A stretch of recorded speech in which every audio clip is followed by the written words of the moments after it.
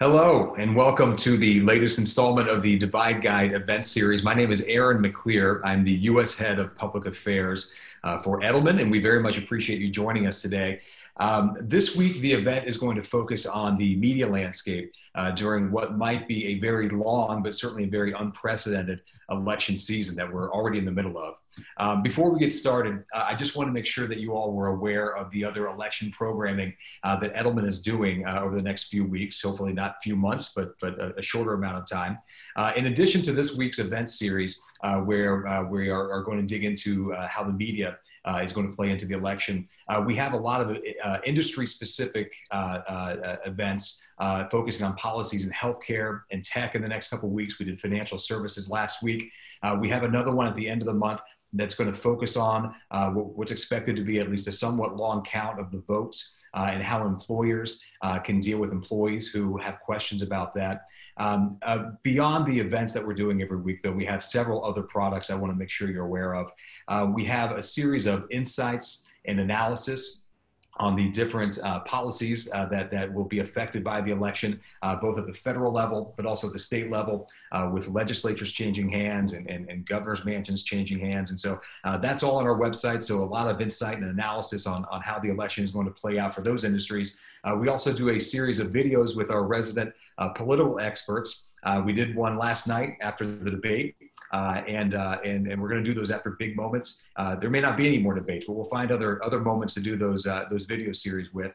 And all of that is included in our weekly newsletter, the Divide Guide, which goes out every Friday. If you're not on that list, please let us know if you'd like to join. All of our content from the week is in there. Some further analysis and insight on the election is in those weekly updates. So just want to make sure you all knew how this fit into our overall programming. And with that, we can go ahead and get started with the program. I'll turn it over to my colleague, Sujata Mitra, who's a Senior Vice President for Media Strategies at Edelman, and Jackeline Stewart, who's our U.S. Head of Multicultural Communications. Sujata, Jackeline, take it away.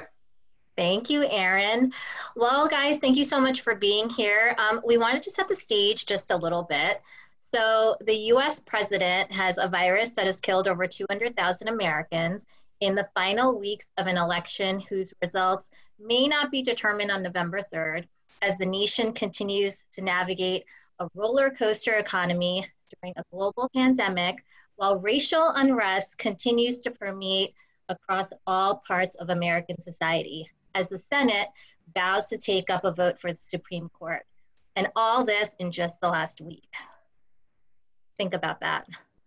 So the media landscape has rapidly changed over the last decade. But 2020 has the media industry moving at breakneck speed.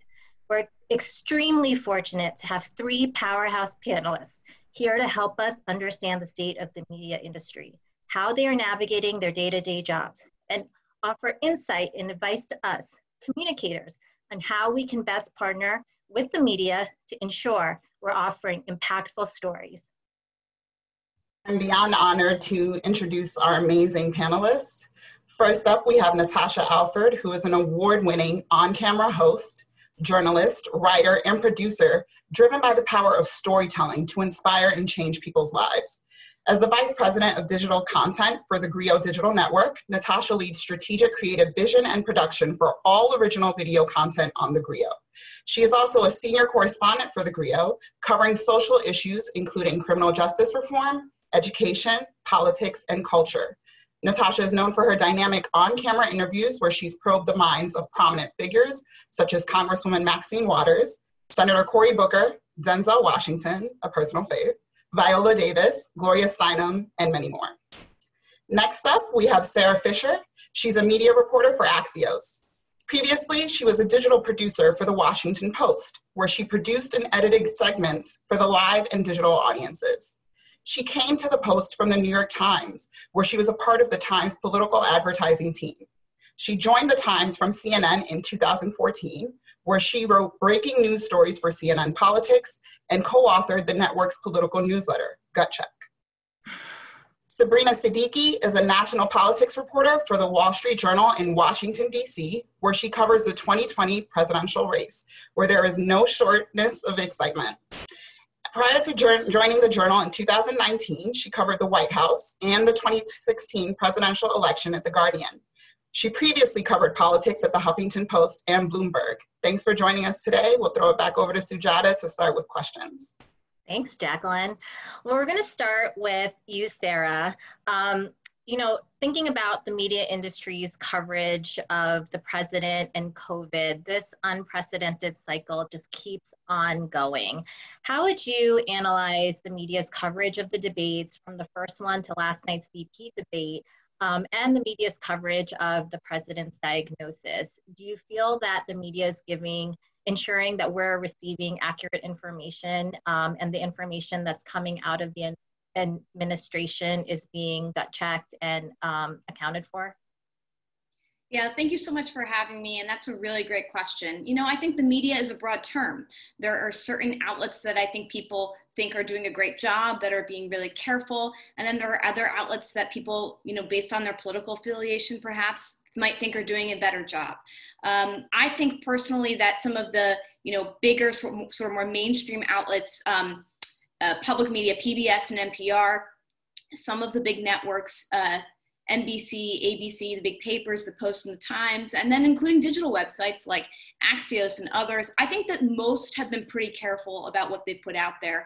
In terms of the president's condition, we had some, inkling that there might be something up when we heard that Hope Hicks, his advisor, was diagnosed with COVID last Thursday, but no media outlet rushed to say that the president definitely had it. Most people waited until he himself confirmed it via Twitter. I think the media outlets mostly, and also, by the way, the Wall Street Journal, Sabrina is here, I don't want to leave them out. I think most of them, and she'll speak to this a little bit more carefully, do have to provide a little bit of skepticism towards some of the updates they're getting from the White House because there's inconsistencies. In terms of coverage of the debate, one thing I think that was really interesting is that you had two very different debates. The first debate was pretty chaotic. It was hard to even evaluate what was being said politically because it was hard to even understand the candidates. Whereas the second debate, the vice presidential debate last night, I think was a lot easier to evaluate policy. And that was refreshing as a reporter watching it, that you have more things substantially to listen to about the candidates. Overall, I think that those media outlets, I think that people would consider to be mainstream, I think have done a pretty great job. And I look forward to seeing how they're going to cover the rest of the debates. Thank you, Sarah. Actually, it's a perfect segue to our next question, which is for you, Sabrina. You are on the front lines day in and day out. You are on the campaign airplanes. What's the latest you're hearing in terms of the president's diagnosis? Well, I think that it's been a remarkable week in a year that's already been clouded by uncertainty. Thank you for giving us the opportunity to share more about what has been a very unconventional campaign. And we thought the last campaign in 2016 was unconventional. And now here we are covering what I think is fair to say is officially the pandemic election. And, one question I think for a lot of us was how prevailing the impact of the pandemic would be as we got closer to the election and Americans across the country not necessarily settled into what is now this new normal, but perhaps grew a little bit more accustomed to it being at least the way that we're going to live for the foreseeable future, versus how much would that really be the issue that still animates voters at the ballot box. And so when it comes to the president's diagnosis, I think it has squarely put coronavirus on the ballot. It already was, to be sure, but elevated it in the final weeks of the campaign. The biggest issue we've had with respect to the president's health in terms of reporting is, like many other areas with respect to this administration, there is a significant problem with respect to transparency as well as honesty. And so, you do have to go through a lot more corroboration with respect to the information that you are getting. I think one thing a lot of people don't know is that so much of the reporting around this outbreak in coronavirus cases at the White House, including the diagnosis of President Trump, has actually come from reporters working their sources and doing due diligence, it hasn't actually come from the White House itself. In fact, it seems to be that there perhaps had been a hope that they could get through this period, at least, there was a sense maybe that last week without having to actually disclose that any of this was happening. And so it wasn't until Jennifer Jacobs, one of the great reporters covering the White House, broke the news that Hope Hicks had coronavirus, that all of the attention turned to President Trump. And then you had, of course, this domino effect of people around him also testing positive. And so it has sort of been a testament to the resilience of reporters at a time when you can't just necessarily physically show up at the White House. You're not traveling across the country in the way you often would be, and you don't have that in-person access because of the pandemic that you necessarily would, but who are still working the phones and trying to chase down these stories and get whatever information they can for the public at a time when the White House, of course, is not really willing to disclose it. Right, and you mentioned that this is the pandemic election, and I think what's really top of mind for many of us as communicators is what's going to happen after November 3rd. Will Election Day be over on November 3rd, especially as we're thinking through, many of us, have announcements that we're thinking through and activations that we're thinking through. And it's so difficult to plan for the rest of the year. Do you think that we're going to have an answer on November 4th? Oh, that's a great question. I think one that a lot of us are trying to figure out the answer to. Look, President Trump has said a number of times now that he's not been willing to say that he would accept the outcome of the election. And in many times he has added these caveats about, what the process looks like and ballot counting. And he is making false claims about absentee ballots. And of course, there's a larger number of Americans who are voting by mail because of the pandemic. And so, he has tried to claim that there's some kind of widespread fraud when that's simply not the case. And there is no evidence to support that. It's always difficult with President Trump. How much do you take these hyperbolic statements seriously? But look, a lot of times he has matched his words with action. I think, I covered Joe Biden's campaign. It'll probably be very important for Vice President Biden to have a really big result on election night so that there is no chance of President Trump trying to dispute the election. If it's down to the wire, then you could see this process maybe dragging out over the course of days, weeks, but that's ultimately where a lot of those checks and balances will come into play. Of course, it could be kicked to the courts, but these are all scenarios that have been, that are playing out at a time when really there's just no telling until we get closer. But again, you do have what you have that's different this time around is a president who is not committing to accepting the outcome of the election. And that's really what will dictate, I think, in many ways, what happens on election night and in the days and weeks that follow. Thanks, Sabrina. You said that coronavirus is on the ballot. It's very clear that this year racial justice is on the ballot as well. So we'd love to turn the conversation over to the racial reckoning that's happening in our country as well as in the media. I'll throw it to Natasha first. You run a Black newsroom. Now that there is such a magnifying glass on the Black community, how has your reporting changed? Yeah, that's a great question. If you're not familiar with theGrio, we tell Black stories, but really these are American stories. And the Black press has played a role in, changing this country from as early as abolition, right? And so our work is very mission driven. And at a time like this, when Black people are being hit at this intersection of racism, COVID-19, the economy collapsing, voter suppression, we're truly getting the worst of everything that's happening in this country right now. Our reporting is a matter of life or death for those who are reading. Getting accurate information is really important.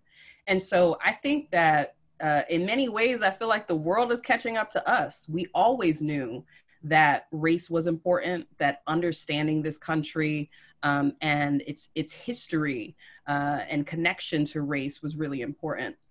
Something that still kind of stands out to me is that in 1967, 1968, in the wake of Dr. Martin Luther King being assassinated, America burned. America was on fire. And there were so many people who were clueless as to why. They just couldn't understand. And so the president actually issued a commission, the Kerner Commission, to to go out and explore what was at the source of so much of this tension. And people were surprised and some dismayed that report pointed to the media. The media played a role because the media was not covering all of the communities in the ways that it should. There was a lack of diversity in newsrooms, and so you were only getting perspectives from typically white male journalists who were telling stories for, other communities. And so there was this sense that certain communities couldn't trust the quote unquote media.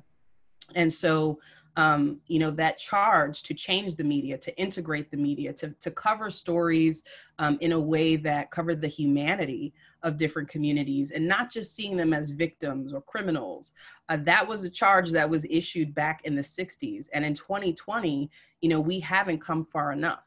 So while we watch many other newsrooms have these reckonings and with how they're going to cover and who to send out and even the lack of diversity in their newsrooms, we knew, and we always knew, and we know now more than ever, that the work that we do is really important. So I just see a greater sense of urgency. Our audience has, the demand and the traffic is just skyrocketing. And so, it just really kind of grounds us in our mission to go out, to tell these stories, to amplify that which is overlooked, and to give people the truth they need to survive in these times. Because again, what's happening right now is a matter of life or death. Completely agree, and also feel you on the point that it feels like the world is catching up to what our community has been saying for way too long. And I feel like newsrooms are beginning to catch up, right? And the media industry is beginning to catch up. So Sarah, as a media industry reporter, what have you observed within the media industry as newsrooms are grappling with their own diversity shortcomings? Well, first of all, to Natasha's point, we're still so far behind. I mean, you could take a look at all the things that have been announced this summer, all the positions that have been added, and it's still not enough. And now you're hearing some pledges, like the new chairman of NBC Networks, Cesar Conde, saying, look, I want to have a diverse workforce. I want to have 50% women, 50% men, 50% minority, 50% not by 2022 or 2025. And, one can hope they live up to those pledges, but you can see why these communities are frustrated because media makes pledges often. They're not always upheld. Economics disrupt the news industry, which makes it even harder sometimes to fulfill these pledges. And the problem is, to Natasha's point, you have giant communities that are being undercovered. So when big national events happen, and they're being undercovered, by the way, because there is a story selection bias. If you don't have a diverse newsroom, you're not going to be covering a diverse set of communities. So what happens is, to Natasha's point, a lot of communities, when things do blow into bigger national events, we don't know how to cover them right. And so we're seeing improvement with the Black Lives Matter movement. I think even in my experience with Axios, we're trying to add more reporters to be covering this in real time, and we're making it a priority. But we're still not there yet. And the one thing that gives me a lot of hope, though, is you do have outlets like theGrio, you have outlets like the 19th that caters to women. There's a company I love covering called The Juggernaut, which focuses on the Southeast Asian diaspora. There are new companies and older ones, but getting more attention now, that focus on some minority communities. And I'm starting to see, not enough, but they're starting to get more venture capital investment. They're starting to get more coverage. And my hope as a media reporter is to be one of the people that supports them and covers them more, helps to amplify their voices, because that helps them grow bigger.